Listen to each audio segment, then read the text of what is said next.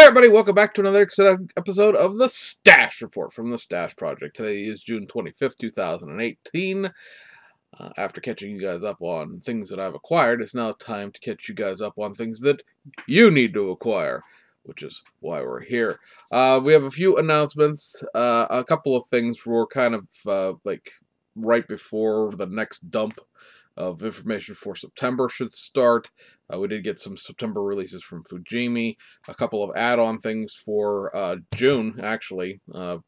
And granted, this video should have been 2 weeks ago for this information, but the kits still haven't come out yet, so you still have a chance to probably pre-order.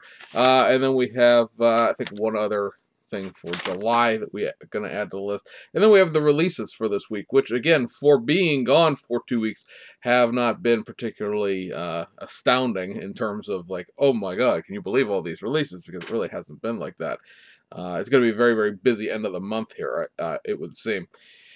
So before we go into that, we have a few last lingering Hasegawa things to talk about. Hasegawa is filing to have their tattered dumpster fire of remains transferred from Chapter 11 to Chapter 7. For people who are not particularly really familiar with bankruptcy law, Chapter 7 is liquidation. They have sold off pretty much all of the assets that have any value at this point, because they even sold off like the warehouse shelving and things like that. They've sold the property at where the Great Plains actual like plane stuff was made. Not Great Plains the distributor, but Great Plains the actual company that made plane models. And thinking the Great Plains stuff was mostly like RC or maybe cord flyers, since it seemed to be a lot of woodworking equipment and things like that from the descriptions in the auction listing. And so with basically nothing left, whatever is just sort of hanging out is going to get auctioned off and liquidated and just, you know, sold to try to pay some debts. At this point, all of Hasegawa's licensing agreements that would be anything that we would be interested in terms of car modeling have been ended. So all of the like GM, Ford, Carroll Shelby, everything, all the licensing for even minor things like specific dragsters or Tom Daniels or anything like that, all that licensing is now over. The licensing over at Revell in Germany, of course, would have a great deal of that licensing already tied up. You know, they already have a Ford license, a GM license, a Chrysler Fiat license, and all that stuff anyway from their own, you know, thing. They just reissued in Germany the Carroll Shelby 1, the what Oldsmobile powered little modern take on the Shelby that sold like a fart in church. So they have Carroll Shelby licensing of their own, so they didn't need the American one and things like that. So we, you know, still don't really have any kind of real information in terms of like, oh my god, there's a drop dead date of this point and Revell kits will be back. As far as we understand them here in North America, that is not a thing. But obviously, you know, things continue to, at least for the German division of what was Revell of Germany, you know, they're still at work and they're still plowing along. So we'll see exactly where that goes as time goes on. I've noticed in relistings of reissues and things that are going to be coming out new, there has not been, at least within the Japanese pricing or the European pricing, any kind of price increase of like, oh, we own it all, we're going to jack the rates up. So, you know, how that affects us here in the end, we'll have to just, you know, hang on and wait and see. The other thing, and this would be more of interest, of course, to you RC guys who occasionally stop in and check in since we've done the Hasegawa bankruptcy series, basically, at this point, is that Hasegawa, whatever's left of it, and Traxxas have entered into a $10.5 million settlement for the copyright infringement. Now, I know a lot of people were all bent out of shape about Traxxas suing Hasegawa because, and I'm not saying it's not with, you know, merit, as I'm not really in the RC thing closely, but I've, you know, looked around at it a little bit once this whole thing started, that Traxxas had a real bad habit of suing just everybody they can get their hands on and tried to bully people out of business. But, you know, with Hasegawa signing a settlement with, you know, Traxxas, it does make you think that there was at least a little smoke with that fire, in the sense of, you know, maybe Hasegawa had not quite technically done the right thing. Now, you could argue the merits of trying to copyright a certain thing, whether or not that's legit, that's, you know, not really for this channel to worry about, as I'm not well versed enough in it to care. But be that as it may, that was the agreement. They actually was like a $13 million agreement, and Traxxas agreed to take a reduced settlement, probably just to get it out of the way and get their money, because obviously there's very little of it left. So that would be where we're at with, you know, what's left with that. So now we'll just, and guys, it's probably going to be the end of the summer before we get any kind of real, you know, anything. That would be my guess, my educated guess. Is that a certain thing, like I have somebody whispering in my ear, tell everybody you don't have to worry about this till like September? No, nothing like that. But just based on the fact that, you know, the Revell of Germany had a company to run, and they're going to run their company first before they, you know, really go all out with trying to figure out what they're going to do with all this U.S. stuff. Because it's not like, obviously, not like they hired the staff of Revell of U.S. to do anything, right? So, you know, we'll see. So on the announcement side of things, for June, Tamiya has announced those 2 other 124 scale kits that they were releasing, that they announced back at the Nuremberg Toy Fair. So these are limited runs. They won't stay in the catalog, I don't think. The Mazda RX-7 might, just because it's been a while, but they're going to reissue the Citroen 2CV, which is this kit right here, and they're also going to reissue the regular Mazda RX-7 GT Limited, which is, let's pan just ever so slightly, this kit right here. So this Citroen 2CV and this RX-7 are coming back out of Tamiya later in the month of June. Okay, so that covers that. In July, we have gotten official pre-orders now for the B-Max Porsche 934 Kremer 2, as well as its photo etch upgrade set. We've shown you pictures of that thing back at the Shizuoka Hobby Show. It's going to have the 1975, I believe it is, 6 hours of Nuremberg livery. So that's that. And let me see, there was one other thing, right? I'm trying to think. I think there was something else other than what I'm about to tell you, but I don't see it, and it's not popping out at me. So last but not least, we got this actually this week, the September reissues for Fujimi, and they are going to be the 120 scale McLaren Honda MP46 for the 1991 Japan and San Marino Grand Prix, as well as a subsequent follow-up kit of the modified reissue Toyota Alphard van. You guys will remember that coming in August, there will be the next version of the snap-tight Toyota van. It came out as the Velfire about a year and a half ago at this point, and now it's coming out as the Alphard, as the more upscale, you know, adult van, if you will. The Velfside, or the Velfire, the Velfside is a trim level, is a tuning house. The Velfire was, you know, aimed more at a younger consumer who needed a full-size van. The Alphard is more of a stodgy, you know, late 40s, upper 50s, or late 40s into your 50s, rather, you know, upper middle class type of a vehicle. Full-size van, obviously, or at least Toyota's I'd answer to a full-size van. That kit is going to be molded in white with a black roof, or black with a white roof. I think it's white with a black roof. Will make the most sense. It just says it's molded in white and black as body colors, and then it's molded in, you know, gray and black for the chassis. This one that they're going to do in September, which essentially is the same kit, just a different color, is going to be molded completely entirely in black as far as the body goes. So it's, you know, Fujimi likes to do things like that, where they're, you know, going to the nth degree of something in terms of, you know, getting the most out of their tooling dollar. So reissuing something in a slightly different color, that's their thing now. You have that coming out in July, where they're doing the Suzuki Hustler in a different color, and then the Mazda Flare in 2 different colors. And the Mazda Flare is a Suzuki Hustler with, you know, a Mazda logo attached to it, which is not to say it's a fake car, but it's just, you know, the most minor degree of difference. So anyway, guys, let's talk about what kits have come out for the month of June. Now, the one kit out of domestic side of things is going to be a round 2 kit. That kit, as of right now, has not actually started hitting shelves. It's shipping. People are waiting for it, but as of the filming of this video, it's not quite out yet. So we'll talk about that probably next week. We have a bunch of Fujimi stuff and a bunch of Aoshima stuff.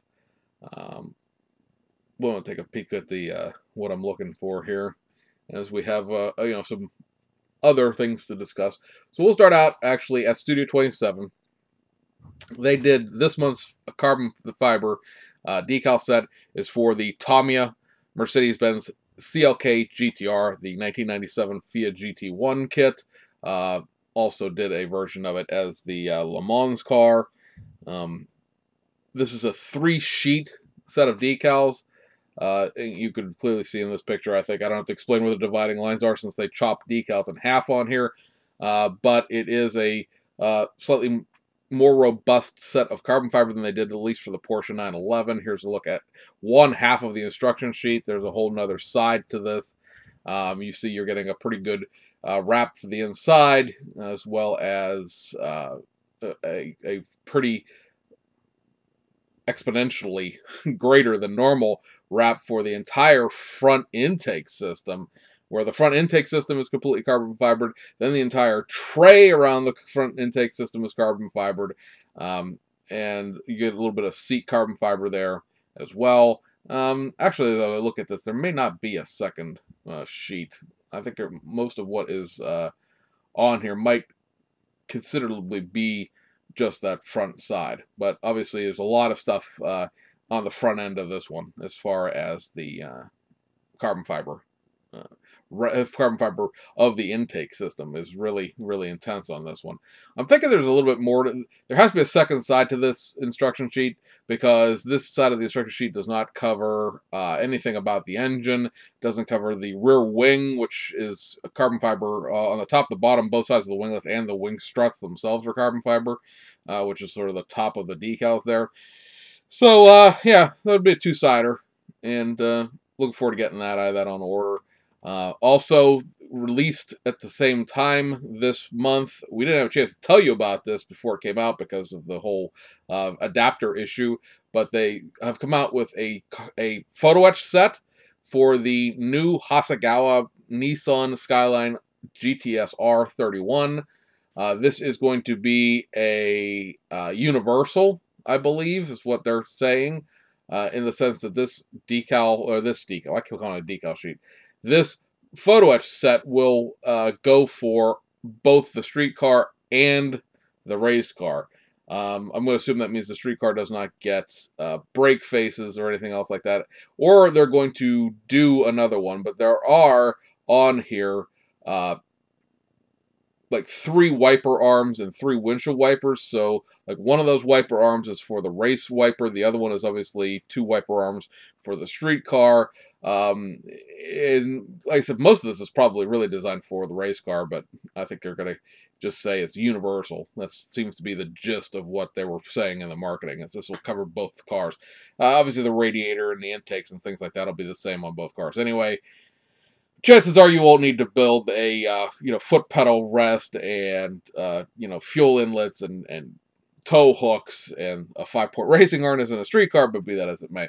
And then we have yet to come this month in June the next set of livery decals for the GT3 series, and that will be the Man Filter GT3 for the 2016 Nürburgring 24 Hours.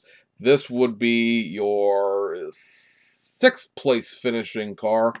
The M6, the RAW Racing, is 5th place. So right now, the only thing they need to do for that first six places of the 2016 Nuremberg Toy Fair decal set that I'm always talking about is somebody that has a real set of decals needs to do the Haribo Racing Team car, because the Haribo's racing team car is what finished 3rd, and that will allow you at that point to really build all 6 of the first. Of the finishing cars. So keep wanting to say the first 6 of the first 6. That'll let you build the 6 cars that finished in the front. Let's put it that way. And because obviously first, second, fourth already exist. This is 6th. Now you wouldn't need some modified decals for the M6. My guess is, unless I can talk Frankie into doing those, maybe Stu 27 will do those once the next M6 kit comes out of New Hobby. Remember, coming up here shortly, they're not technically up for pre-order everywhere yet, will be the Falcon Racing M6 that's going to have the fender vents for the Nürburgring racing package. Those fender vents that go over the front wheels, which are present on all AMGs regardless of what race there are, they're just built into the design, are only used at Nürburgring. Now that allows you to have quite a number of decal sets because the 24 Hours of Nuremberg, obviously, and then you have the VLN series that runs only at Nuremberg, and then, of course, the Attic Masters GT guys, they stop at Nuremberg and run a race on the long track. Blancpain does a Nuremberg race, or they used to anyway, in the Sprint series, but that's run on the short track, the 5-kilometer track that they run the motorcycle racing and stuff on. The fender vents are only used on the full course, the one that's nearly 25 miles long. So it's a unique kit in the sense that it specifically replicates one specific version of the race car, but in that it's the only time that that M6 uses that. So I'm thinking perhaps when that kit comes out and you can legitimately make a Nuremberg car out of it, we might see some of the Nuremberg decals. Hopefully the Rao Racing team guys, because that again is the 5th place car. You know, Schubert has run cars there. Trying to think of what else.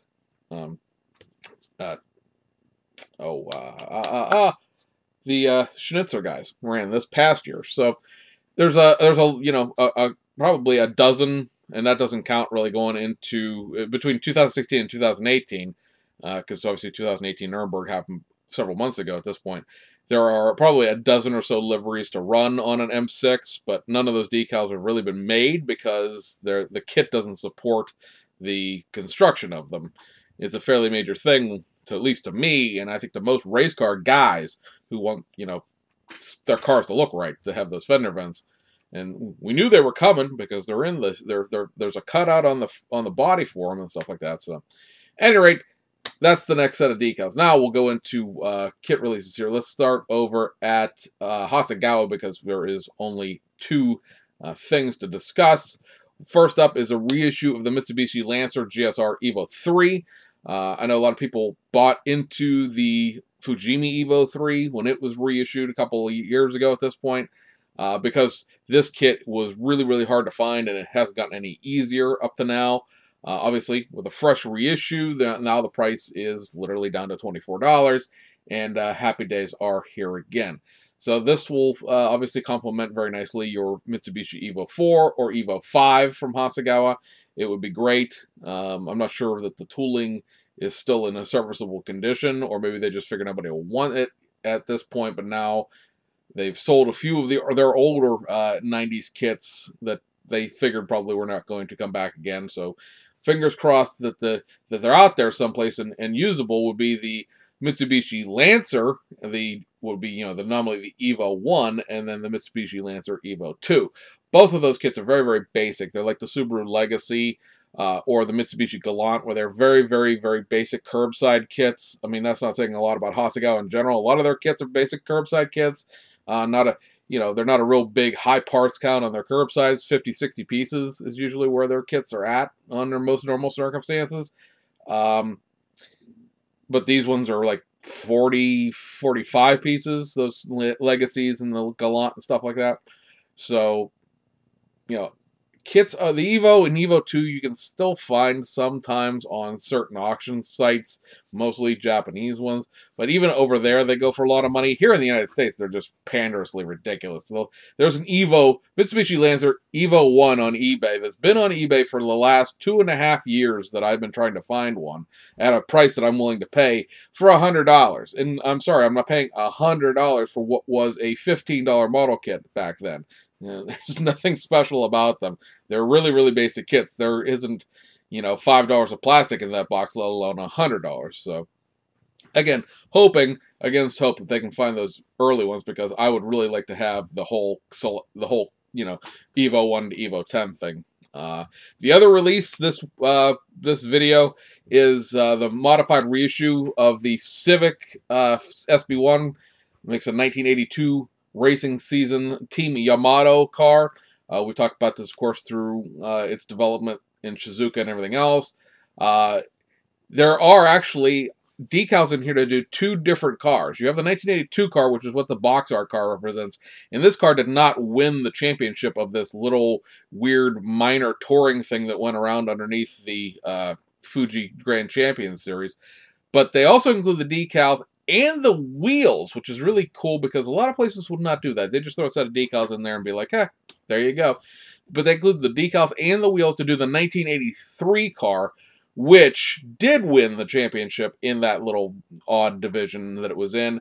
And so I already know what I'm doing with it. I'm not building the box art car. I'm going to build the 83 car. The 1983 car is also ran two different sets of wheels. So that's what we talked about this kit in the Shizuoka thing. There was one set of 4 wheels that all match, and then there was one set of like wheels that look like Watanabe's on the front and Steely's on the back, or something along those lines. I can't remember exactly what they look like right now, so just that may not be the best description. But actually, one set of wheels is a 4-spoke, and then another set is a 6-spoke or an 8-spoke. But they're not the same wheels at all. So not only did they include the right wheels, but they actually took the time to tool up like what amounts to 3 different sets of wheels. Now you need 2 of these kits to get, you know, 3 complete sets of wheels, because of course there's 2 of one wheel, 2 of the other, and then 4 of the same thing that go on the 1982 car. So you need 2 kits to get, you know, basically what amounts to 4 sets of wheels, really, because you'd have 2 sets of these 2 wheels, and then you'd have enough to make 1 set of this wheel, 1 set of the other wheel.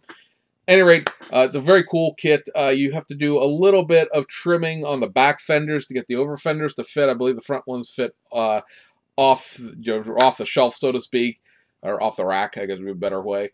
Decals are done by Cartograph, I believe, and if I remember the decal sheet correctly. But it's just a really neat, cool little conversation piece.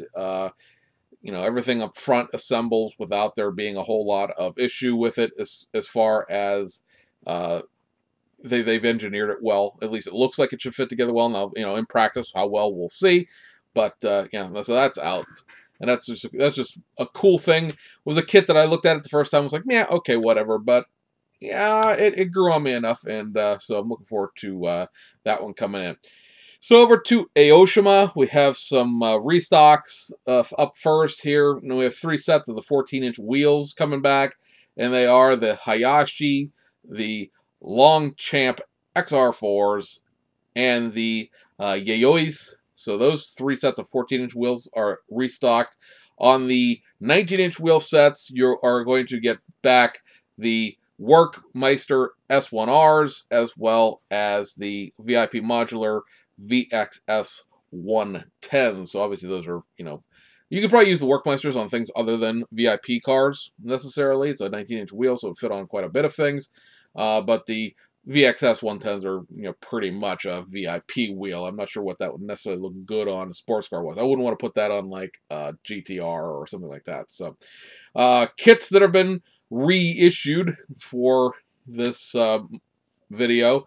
The Aventador 50th Anniversario, restock on that. You have the Datsun 720 custom truck, the lowrider in the Tune Model Car series. That's been reissued. You also have the Toyota Chaser Tourer 5 street car, as it were, because of course there's a Chaser Tourer 5 D1 Grand Prix car they reissue from time to time. So that kit in the model car lineup has been reissued. And that'll take us up to the current stuff that is quote-unquote new for this month. All this stuff is reissues, but in new boxes. This one actually reissued from last month that has just come in, and that is the FD3S Mazda RX-7 pre-painted kit in vintage red. Talked about the Aoshima's pre-paints there, pre-painted top to bottom, front to back, so it is just an assembly thing. Mold lines are still in it, and of course your parting, your sprue cut lines and things like that will be an issue. On the model car side of things, first up, you have the 1990 Toyota Cressida JZX81. Now, back of my mind, I knew this car was related to the Mark II that they had just reissued, I want to say it was last month, or it might have been the month before at this point, right? It was February. And, but it didn't really connect in my mind. Like, I knew this information's dangling back there someplace, and I never went back and bothered to file it. So this has a motorized chassis, very basic motorized chassis. The rest of the kit was tooled up in 1989 and 1990, depending on parts, because this kit includes a plethora of stuff. Aero package and a couple of different steering wheels and seats. There's like a racing seat for it and stuff like that. But it also includes the inner fender wells and the engine or engine insert for this car as well, which is the same engine insert and engine parts that the Mark II would use, since the Mark II, the Cresta, and the Chaser, at this point in their lifespan, were still all very, very closely interrelated. The main differences being one was a pillarless hardtop, one's a sedan, and the other one's like the sporty car. So that all that stuff is in there. I didn't realize the engine and stuff was going to come with it, so that's cool. I mean, it's a $17 model kit that comes with probably, you know, $12 worth of extra parts included in it, so it's very neat if you're into your Toyotas. Also, if you're into your Toyota's reissue of this, the 1982 Toyota Celica XX MA61. This can be built in two different formats, either as a 2800 GT or as the Turbo. Very little difference between the two parts content-wise. Mostly it's all just decals and logos. Old motorized kit, very, very, very basic. You're building the interior like off the chassis plate and things like that. Obviously, we here in the United States, we call this call it a Toyota Supra or a Celica Supra, as it was known. It was the Celica XX back in the Japanese days. This is only a right-hand drive kit, so there is that. I believe there are two sets of wheels here. You get these 4 spokes that are on the box art, and I believe there's one set of custom wheels that comes with this as well. And then you have 2 kits for the tuned model car, and these are the only 2 for the month. One is the Vertex Ridge Toyota Soarer. This kit does, for the first time in a long time, get its GT3 style wing back. This kit is another one of these D1 Grand Prix cars that has been reissued without all of the livery. I don't think those D1 Grand Prix... I think the D1 Grand Prix cars, if I remember my box arts right, were released and then they got a one reissue back when they were new, right? When they were, like, this car would have been in D1 Grand Prix in the mid-1990s. And ever since then, the reissues have been body kit attachment in this car, like Vertex Ridge, or what was the one from last month? You had the, the Vertex Tourer 5, and they've done the, let's see here, I'm trying to find some other ones that were done here recently. The, I know there's been the TRD, or the Toyota, I know there's been a whole bunch of these done recently, and every month sort of blends together. And a lot of them have been just reissued out of the bottom stack because they've been done in the first of the tuner cars, and we're at number 56 as far as the kit numbers go. But it's a situation where all of these kits have been reissued at one point or another, just without their liveries, and this happens to be another one. But none of them have ever gotten really their drift car parts back. Like this Vertex Ridge Soarer has been reissued at least 2 or 3 times since original, and it's always come without a spoiler, because the drift car itself did not have a spoiler on the back like a regular Soarer would. It had a GT3 style wing. And that GT3 style wing has not been in the reissues lately, but it is back in this one. This car also comes with, for some reason, your Toyota Soarer 3.0 just factory stock wheels, which is a little weird because this Soarer, the body kit is molded to the body, like the bumper and the front and rear bumper and things like that. They're all molded to the body. It's not parts that you add on later, so you cannot build this as a factory stock Toyota Soarer. Now they made one, obviously, because there's factory stock wheels for it, but this can't be built that way. So it's kind of odd for the factory stock wheels to be in there, but they are. And then the other one is the Mode Parfum Nissan SEMA. This would be a really cool body kit and things like that if the wheels weren't quite so big. And I know it needs big wheels because it's a VIP car, and there are some really cool VIP wheels out there. I just don't like these wheels in particular. I think that they just really don't go with this car very well. But you know, that's just me. Again, you know, this specific VIP car was tooled up in 2004, 2005, and it's been reissued a number of times since then, and this is just reboxing it into the new box series. So I think that pretty much covers the Aoshima stuff. There are still at this point 2 model car reissues that are that need to be done, that are new kits for this month, and then there's some reissues that need to be done. There's still 2 more Hasegawa kits to come out. The Tamiya stuff we just mentioned at the beginning of the video, the Girlton Panzer drift car, and then let's go to Fujimi. There'll still be 1 more Fujimi kit to come, but the Fujimi kits that have come out this video are all of those 4 initial D cars. None of these cars have anything new in them other than perhaps decal sheets. There are no new parts in any of these kits, so they are just what they are in terms of, you know, being existing kits reissued into this. I don't believe these kits have ever been done as initial D kits before, so the decal sheets would be new to replicate specifically license plates and markings on the cars and things like that. But otherwise, you know, no new content. These are not new toolkits or anything like that. First up, you have the, let me make sure I get my names right here so I can actually read this while I talk. The Toyota 11 A86 1600 GT Apex with Akiyami Watoro as your driver here. So this is your normal GT Apex 8311 kit that they've reissued a boatload of times. It is, frankly, a pretty bad kit compared to the Aoshima kit. And if you're going to compare it to, I don't know, a block of balsa wood, then, you know, obviously it's better. But the proportions of the A86s that Fujimi did are not very good, again, compared to the Aoshima kit. And the chassis in this is a very, very, very basic universal chassis. I'm not even sure it's a Toyota universal chassis. I think it's just one of their, hey, it's a rear-wheel drive car, put this chassis into it type of deals. Unless you're really into initial D, this might be one of those things to collect if you collect the Fujimi initial D kits with no intention of building them. I know that sounds weird as a person who, yeah, has a whole bunch of model kits, but really, you know, really would like to build them more than collect them. To specifically say buy these because you don't want to build them, but it's, you know, there's so many better A86 kits out there, but I don't, you know, as of right now, Aoshima has not done an initial D11. They've only done the Trunos. Then you also come up with the Honda Integra Type R. This is Smiley Saku's car. This is the same as every DC2 Type R that they've done, except that it has a carbon fiber hood decal and some other little sponsor decals. Very unique to this series of kits is that you actually get the wheels that are on the cars in the drawings, or at least, you know, approximations of them. You know, they're very good, Fujimi, for saying, hey, look at this box art, and then delivering you a set of wheels that you don't get, you know, and delivering you a completely different set of wheels, rather, in the box.